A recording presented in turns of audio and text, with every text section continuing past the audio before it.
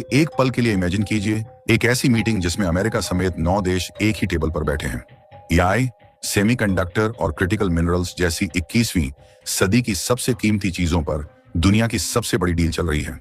Table पर Japan है, Australia है, साउथ कोरिया है, यूके है, इजराइल है, लेकिन एक नाम ऐसा है जो वहां नजर नहीं आता, भारत। पाकिस्तान की बात तो दूर है, जापान को जगह मिली क्योंकि उसके पास चिप बनाने वाले केमिकल्स हैं। नीदरलैंड्स को जगह मिली क्योंकि उसके पास दुनिया की सबसे महंगी और एडवांस मशीनें हैं। ऑस्ट्रेलिया को जगह मिली क्योंकि उसके पास लिथियम और कोबाल्ट जैसे मिनरल्स हैं। ऐसे में सवाल सीधा है, भारत के पास ऐसा क्या नहीं है कि उसका नाम तक इस लिस्ट में नहीं है? दोस्तों, ये कोई छोटी मीटिंग नहीं थी, बल्कि यह $16 ट्रिलियन की दावत थी। दुनिया की आने वाली टेक्नोलॉजी और सप्लाई चेन की दिशा तय करने वाली बैठक। और इस दावत में सभी दोस्तों को बुलाया गया, सिवाय भारत के। ऐसे में सवाल उठना लाजमी है कि क्या अमेरिका जानबूझकर भारत को साइडलाइन कर रहा है? और अगर भारत को साइडलाइन कर दिया गया तो भारत क्या करेगा? दोस्तों, बहुत बड़ी डेवलपमेंट है, तो इस वीडियो में पूरा समझते हैं, लेकिन उससे पहले इस वीडियो को लाइक करके चैनल को सब्सक्राइब जरूर कर लीजिए। दरअसल अब यह बात शीशे की तरह साफ हो चुकी है कि 21वीं सदी उसी की होगी जिसके पास दो चीजों की चाबी होगी। पहला, एआई यानी आर्टिफिशियल इंटेलिजेंस। दूसरा, क्रिटिकल मिनरल्स और सेमीकंडक्टर्स। पश्चिमी दुनिया ने इस खेल में अपनी चाल चल दी है। अमेरिका एक नया टेक कार्टेल खड़ा कर रहा है जिसका नाम है पैक्स सिलिका। पैक्स सिलिका का मकसद बहुत साफ है। चीन ने जिस तरह पूरी दुनिया की सप्लाई चेन को अपनी पकड़ में लिया, उसे तोड़ना और एक अलग भरोसेमंद इकोसिस्टम बनाना। सेमीकंडक्टर्स, एआई, ग्रीन एनर्जी और एडवांस्ड मैन्युफैक्चरिंग को अपने कंट्रोल में रखना, ताकि कल को कोई भी देश उनकी बाहें ना मरोड़ सके। लेकिन दोस्तों, कहानी में ट्विस्ट यहीं से शुरू होता है। अब तक हम यही सुनते आए थे कि भारत अमेरिका का बेहद करीबी रणनीतिक साझेदार है, क्वाड हो, I2U2 हो या टेक ग्रुपिंग। लेकिन जैसे ही पैक्स सिलिका की लिस्ट सामने आई, भारत का नाम वहां से गायब था। क्या यह सिर्फ इत्तेफाक है या फिर यह भारत के लिए एक बड़ा इशारा है? आज हम इसी सवाल की जड़ में जाएंगे, क्योंकि यह सिर्फ एक लिस्ट नहीं है, बल्कि यह भारत के भविष्य, उसकी टेक्नोलॉजी और उसकी रणनीतिक आजादी से जुड़ा हुआ मामला है। और तो और, इस मुद्दे में गहराई से जाना और भी ज्यादा जरूरी तब हो जाता है जब अमेरिका के द्वारा भारत को इनडायरेक्टली संदेश दिया जाए कि भारत हमारा राजा नहीं है, हम भारत को कई प्रोग्राम से फेंक कर ही रहेंगे। बात को समझने के लिए थोड़ा पीछे चलते हैं। हाल ही में प्रधानमंत्री मोदी और डोनाल्ड ट्रंप के बीच फोन पर बातचीत हुई। पीएम मोदी ने ट्वीट में माय डियर फ्रेंड लिखा और बाहर से देखने पर माहौल काफी गर्मजोशी भरा लगा। लेकिन अगर आप अमेरिकी सिस्टम को ध्यान से देखें तो कहानी थोड़ी अलग दिखती है। व्हाइट हाउस की तरफ से कोई बड़ी प्रेस ब्रीफिंग नहीं आई और न ही कोई आधिकारिक उत्साह दिखाया गया। सिर्फ उनके एम्बेसडर की तरफ से एक लाइन का बयान आया कि हाँ, बातचीत हुई है। इसी बीच ट्रंप का एक बयान सामने आता है जिसमें उन्होंने कहा कि मैंने भारत और पाकिस्तान का युद्ध रुकवाया और लाखों जानें बचाईं। यह भाषा भारत के लिए सीधी उकसाने वाली है और यह जताने की कोशिश कि कंट्रोल हमारे हाथ में है। और ठीक इसी माहौल में अमेरिका लॉन्च करता है यूएस टेक सिलिका कोएलिशन यानी पैक्स सिलिका, जिसमें जापान है, साउथ कोरिया है, सिंगापुर है, नीदरलैंड्स है, यूके है, इजराइल है, यूएई है और ऑस्ट्रेलिया है। लेकिन भारत नहीं है। अब सवाल उठता है कि आखिर यह पैक्स सिलिका है क्या? इसे समझने के लिए किसी मीडिया रिपोर्ट की जरूरत नहीं है, बल्कि यूएस डिपार्टमेंट ऑफ स्टेट की फैक्ट शीट ही काफी है। पैक्स एक लैटिन शब्द है जिसका मतलब होता है शांति और समृद्धि। जैसे पैक्स अमेरिका के दौर में अमेरिकी छत्र छाया में दुनिया आगे बढ़ी, वैसे ही अब पैक्स सिलिका का मतलब है सिलिकॉन चिप्स और एआई की छत्र छाया में दुनिया को चलाना।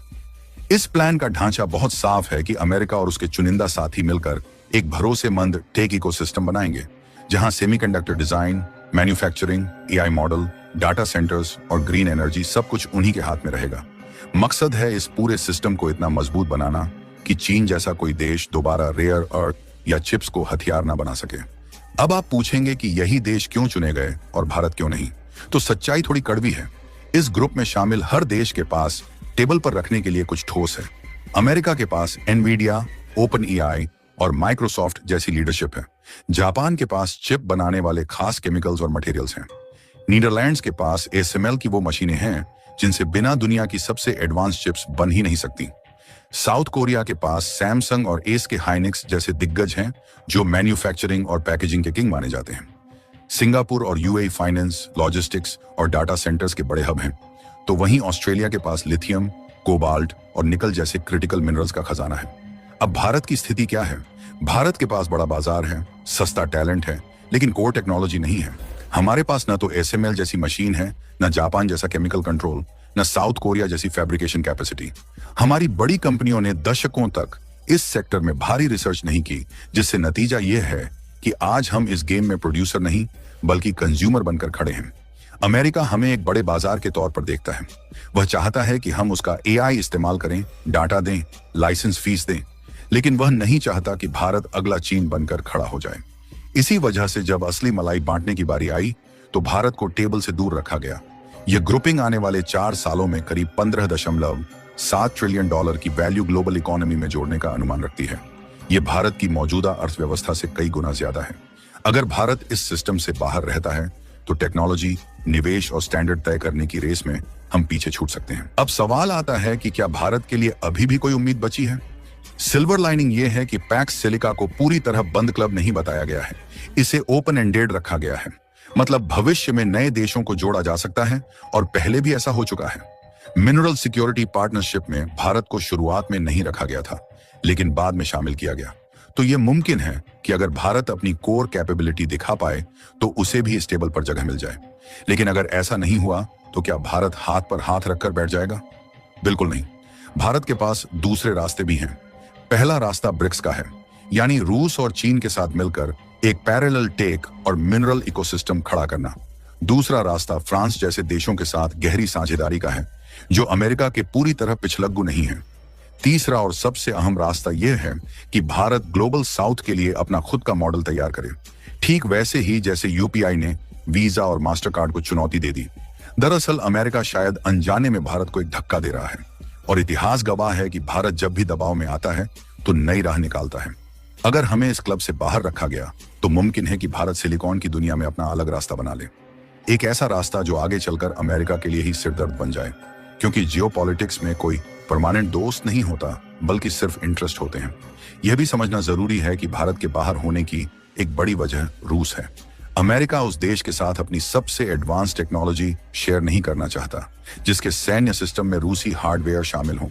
आने वाले दशक में भारत के सामने सबसे बड़ी चुनौती इसी खाई को पाटने की है, इससे पहले कि यह खाई कभी ना भरने वाले गड्ढे में बदल जाए। हमारे पास 2 ही रास्ते हैं, या तो हम अपनी खुद की ताकत बढ़ाकर इस टेबल पर जगह बनाएं, या फिर दूसरों के बनाए नियमों और एल्गोरिदम पर चलने को मजबूर हो जाएं। यह पल भारत की रणनीतिक आजादी की सबसे बड़ी परीक्षा है। अब फैसला आपके हाथ में है। आपको क्या लगता है, क्या भारत को अमेरिका पर निर्भर रहना चाहिए या अपना अलग रास्ता बनाना चाहिए? नीचे कमेंट में अपनी राय जरूर लिखिए।